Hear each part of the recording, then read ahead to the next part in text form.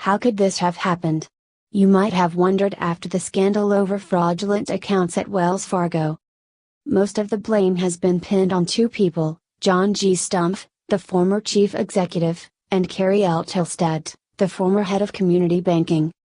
To meet sales goals set by Ms. Tolstedt, bankers across Wells Fargo committed fraud, opened unwanted or unneeded accounts, and occasionally moved money in and out of the sham accounts.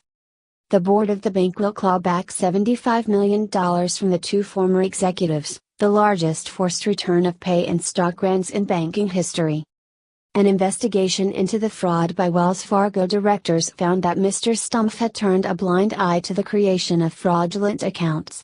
It also said that Ms. Tolstedt, who ran the branch system, had focused obsessively on sales targets and withheld information from her boss and the board. The report was scathing. Stumpf was by nature an optimistic executive who refused to believe that the sales model was seriously impaired, it said. He was too late and too slow to call for inspection of or critical challenge to the basic business model. The squeeze on organic food.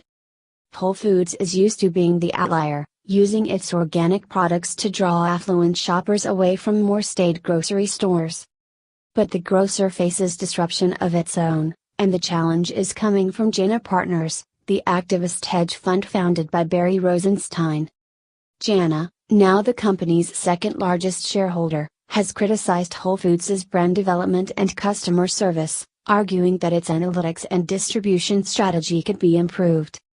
Whole Foods has lost its dominance as other grocers and food manufacturers offer national and organic products.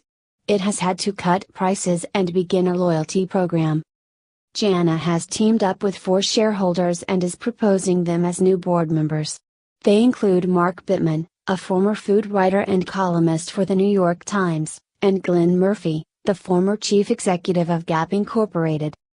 Whole Foods shares, which had sagged in recent years, rose 10% after the filing to Securities and Exchange Commission was made public.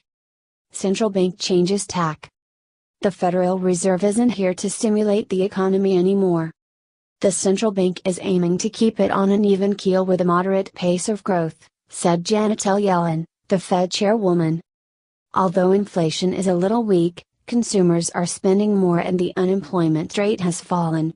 And banks are in a better position to lend because of financial regulations put in place after the financial crisis, she said. There are still underlying issues that could be improved. The economy should be growing faster, considering the rate of job growth.